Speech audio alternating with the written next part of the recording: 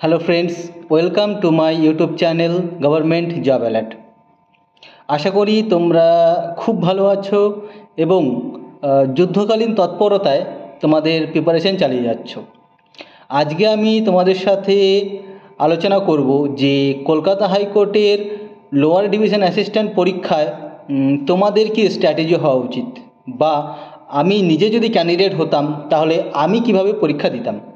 ওকে, তো মেন ভিডিওতে যাওয়ার আগে বা সাবজেক্টে যাওয়ার আগে তোমাদের সকলের কাছে আমার রিকোয়েস্ট, এখনও অবধি যদি তুমি আমার চ্যানেলটা সাবস্ক্রাইব করে না থাকো তাহলে অবশ্যই চ্যানেলটা সাবস্ক্রাইব করে নাও, যাতে করে যখনই আমি কোনো কিছু একটা গুরুত্বপূর্ণ ভিডিও বা আপডেট দেই সেটা সবার আগে যেন তোমার কাছে পৌঁছে যায়। ওকে বন্ধুরা, তো দেখো, আমি একটা জিনিস সবার আগে বলবো, তোমাদের আগে দেখা উচিত এই কলকাতা হাইকোর্টের প্রিভিয়াস ইয়ারের কোশ্চেন বা সিলেবাসটা কী আছে।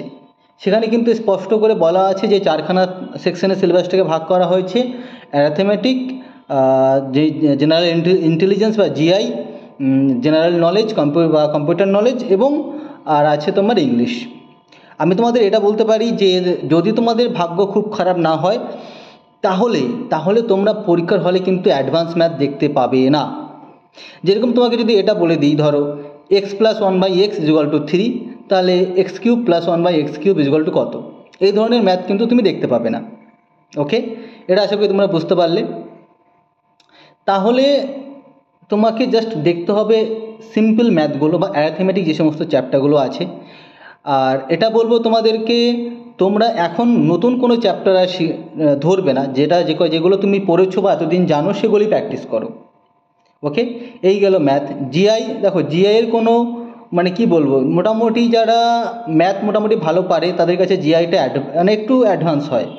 তো জিআইটা তোমরা যথেষ্ট ভালোভাবে প্র্যাকটিস করবে। মনে করবে জিআইয়ের আমি একটা কোশ্চেনও ছাড়বো না, প্রত্যেকটা জিআই আমি করব। ওকে, আর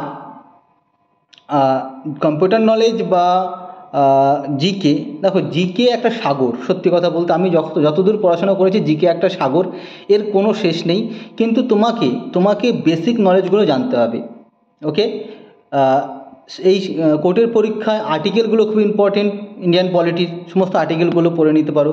আমার একটা ভিডিও আছে যেখানে আমি আর্টিকেলগুলো বলে দিয়েছি কোনগুলো মোস্ট ইম্পর্টেন্ট আর্টিকেল। ভিডিওটা যদি দেখতে নাও ইচ্ছা হয় তাও আমি বলে দিচ্ছি। ফান্ডামেন্টাল রাইটগুলো ভালো করে দেখবে, ওখান থেকে কোশ্চেন হওয়ার তীব্র চান্স থাকে। ঠিক আছে বন্ধুরা, আর মোটামুটি তোমাকে সব সাবজেক্টে টুকটাক করে নলেজ রাখতে হবে, এই হচ্ছে বিষয়। এবার চলে যাবে ইংলিশে আমি তোমাদের দেখো কিছু ওয়ার্ডস করিয়েছি, আমার ভিডিওতে আছে, অ্যান্টোনিম সিনোনিম, সেগুলো ভালো করে দেখো। গ্রামারের কিছু ফর্ম আছে, যেমন হার্ডলির সাথে হোয়েন হয়, স্কার্সলির সাথে হোয়েন হয়, নো সুনার দ্যান হয়। ওকে, তো এরকম কিছু তোমার ফর্ম তুমি মুখস্থ করে নাও বা দেখে নাও। বা কিছু তোমার সুপারফ্লুয়াস ওই ওয়ার্ড আছে যেগুলো হয় না, যেমন ফার্নিচার্স হয় না, ফার্নিচার হয়। এরকম কিছু ইংরেজি ওয়ার্ড তোমরা দেখে নাও। অ্যাকচুয়ালি আমার কাছে অতটা সময়ও নেই আর ক্লাস করানোর মতো পরিস্থিতিও নেই, নাহলে আমি তোমাদের সম্পূর্ণ প্রিপারেশন করিয়ে দিতাম। যাই হোক, যেটুকু পারছি সেটুকু হেল্প করার চেষ্টা করছি। এভাবে তোমরা ইংলিশগুলো দেখো। ওকে, আর কম্পিউটারের নলেজে আমি তোমাদের বারবার বলছি, কম্পিউটারে কিছু বেসিক কোশ্চেন হবে। ফাংশন কি 12টা আছে সেটা প্রত্যেকটা পড়ে নাও। শর্টকাট কিগুলো দেখে নাও ভালো করে। মেমোরি, যে মেমোরি, সেই মেমোরিগুলোর ইউনিটগুলো ভালো করে জানো, যে 1 নিবেল ইজ ইকুয়াল টু কত। যাই হোক না কেন, এগুলো 1 TB 1 MB মানে কত, যে 1 GB মানে কত MB, এই জাতীয় জিনিসগুলো ভালো করে দেখে নাও কম্পিউটারের। এগুলো তোমাদের প্রচণ্ড কাজে লাগবে। ওকে, আর একটা জিনিস ফলো করতে হবে তোমাকে, সেটা হচ্ছে ইংরাজি যে জিনিসটা আছে, এই ইংরাজির কটা কোশ্চেন থাকবে বা বাংলা বা তোমার জিআইয়ের কটা কোশ্চেন থাকবে, এটা কিন্তু কোনো রকম কোনো মানে স্ট্রিক্টলি বলে দেওয়া হয়নি। যেরকম ধরো তোমার এসএসসির এক্সামে স্ট্রিক্টলি বলা থাকে যে প্রত্যেকটা সেকশনে 25টা করে কোশ্চেন থাকবে, তো এখানে কিন্তু কোনো সিউরিটি নেই যে প্রত্যেকটা সেকশনে 25টা করে কোশ্চেন থাকবে। এবং নেগেটিভ যেখানে 1:1 আছে, আমি তোমাদের এটা বলতে পারি যে সমস্ত পরীক্ষায় নেগেটিভ 1:1 থাকবে সেখানে কখনোই কাট আপ কিন্তু হাই যাবে না।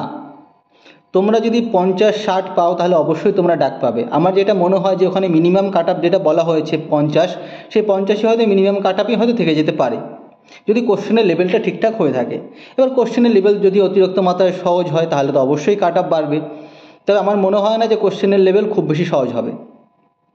যথেষ্ট একটা স্ট্যান্ডার্ড কোশ্চেন হবে। আমি নিজে যদি পরীক্ষার্থী হতাম তাহলে আমি কিন্তু ওই পরীক্ষার হলে মোটেই ফার্স্ট হতে যেতাম না। অর্থাৎ যেহেতু এখানে -1:1 আছে, আমি যদি 70টা পারতাম আমি 70টা করেই ছেড়ে দিতাম, বা আমি 80টা পারলে 80টা করেই ছেড়ে দিতাম। আমি কিন্তু এরকম কোনো গেস করতাম না যেটা একদম পুরোটাই কাকতালীয় বা মানে কাল্পনিক।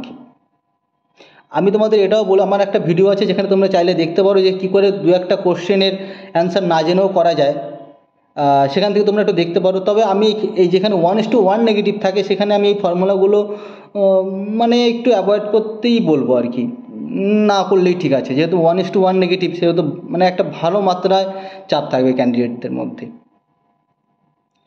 আর নিশ্চয়ই সবাই তোমরা অ্যাডমিট কার্ড পেয়ে গেছো, কোথায়কার সেন্টার পড়েছে। আমি তোমাদের বলবো যে তোমরা একটু হাতে সময় নিয়ে বেরোবে। দেখো বন্ধুরা, পরীক্ষা কিন্তু খুব ইম্পর্টেন্ট সবার জীবনে। আজকে একটা জিনিস ফলো করতে হবে তোমাকে। আমি যতগুলো চাকরি পেয়েছি প্রত্যেকটা পরীক্ষায় কিন্তু আমি প্রত্যেকটা এরকম না যে আমি পরীক্ষায় বসেছি আর চাকরি পেয়েছি। আমিও অনেক পরীক্ষায় ফেল করেছি, ব্যর্থ হয়েছি, তারপরে কিন্তু চাকরি পেয়েছি।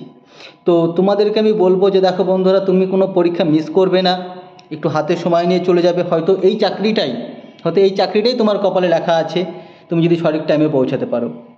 ওকে, আমি বুঝতে পারছো আমি কি বলতে চাইছি। হাতে একটু সময় নিয়ে যাবে, ডবল পেন নেবে তুমি, বলা যায় না কখন কি হয় না হয়, কোন পেনটা খারাপ হয়ে যায়, কার কাছে চাইবে পেন বলো। এই জিনিসগুলো করবে। আর পরীক্ষার হলে একদম টেনশন নেবে না। আমি তোমাদের একটা কথা বলে দিই, তোমরা একটা জিনিস কেন বুঝতে পারো না, আমার যে সমস্ত ভাই বোনেরা ভালো করে প্রিপারেশন নিয়েছো, তোমরা এটা কেন বুঝতে পারছো না যে আমি যেই কোশ্চেনটা করতে পারছি না, আমি তো প্রিপারেশন নিয়ে এসেছি, আমি তো হাতে চুরি করে আসিনি, আমি তো প্রিপারেশন নিয়ে এসেছি রীতিমতো। আমি যেহেতু কোশ্চেনটা পারছি না, সেহেতু আরও সবাই পারবে না, কোশ্চেনটা স্কিপ করে দাও। ওকে, যেহেতু 100টা কোশ্চেন আছে, সময় মাত্র 1.5 ঘন্টা, খুব বেশি সময়ও না। আমি তোমাদের বলছি একটু হাতে সময় নিয়ে, মানে খুব ধীরে সুস্থ করবে, আর যে কটা পারবে সে কটা করবে। যেই কোশ্চেনটা পারবে না সেটা স্কিপ করে দেবে, কোনো দরকার নেই। একটা মনে করবে একটা অঙ্ক করছি আমি, সেই অঙ্কটা যদি ফার্স্ট অ্যাটেম্পটে না হয় তবেই আমি অঙ্কটা সেকেন্ড অ্যাটেম্প্ট নেব, যদি ওই ফার্স্ট অ্যাটেম্প্টের থেকে কিছু ক্যালকুলেশন নিয়ে আমি সেকেন্ড অ্যাটেম্প্ট করতে পারি, অথবা অঙ্কটা আমি স্কিপ করব, পরে যদি আমি হাতে কখনো সময় পাই তবে আমি কিন্তু অঙ্কটা করব, আদারওয়াইজ আমি কিন্তু অঙ্কটা করব না। কিছুটা বুঝতে পারলে আমি কি বলতে চাইছি? এইভাবে তোমরা এগো। ওকে, পরীক্ষার হলে একদম ঘাবড়াবে না, টেনশন নেবে না। তুমি মনে করবে জাস্ট আমি পরীক্ষাটা দিতে এসেছি, এটা আমার শেষ পরীক্ষা না। টেনশন যত করবে পরীক্ষা তত খারাপ হবে। একদম ইজিলি পরীক্ষা দিতে হয়। ওকে বন্ধুরা, আমি কি বলবো তোমাদেরকে, আমি কিন্তু একটা সময় প্রচণ্ড প্রেশারের সাথে পরীক্ষা দিতাম, কিন্তু তারপরে আমার মনে হলো যে না, এত প্রেশার নেওয়া ঠিক না, হলে হলো, না হলে না হলো। তো তোমাদেরকে বলবো তোমরাও সেই পলিসিটা ফলো করো, একটু টেনশন ফ্রিভাবে পরীক্ষা দেওয়ার চেষ্টা করো। পরীক্ষা দিতে যাওয়ার সময় অবশ্যই কারোর সাথে কখনো তর্কে লাগবে না, এতে মুড খারাপ হয় বা যাই হোক না কেন। দেখবো অনেক সময় পরীক্ষা হলে ঢুকছো, টোটোওয়ালারা মানে পরীক্ষা দিতে যাচ্ছ, টোটোওয়ালারা বলছে এই 15 টাকা 20 টাকা ভাড়া দিতে হবে, এগুলো একদম স্কিপ করে দেবে, এগুলোর সাথে কোনো রকম তর্ক নেই, যা ভাড়া হবে টুকটাক দিয়ে দেবে, দিয়ে তোমরা পরীক্ষা হলে চলে যাবে। এনার্জিটা ভালো করে রাখবে, এনার্জিটা শরীরে। পরীক্ষা হলে যদি সম্ভব হয় কিছু একটা ভালো খাবার খেয়ে নিতে পারো, যাতে করে তোমার ব্রেনটা সতেজ থাকে। ব্রেন দুর্বল থাকলে তুমি কী করে পরীক্ষা দেবে? ওকে, তো এইগুলো একটু ভালো করে মেনটেন করো, আর খুব ভালো করে পরীক্ষা দাও।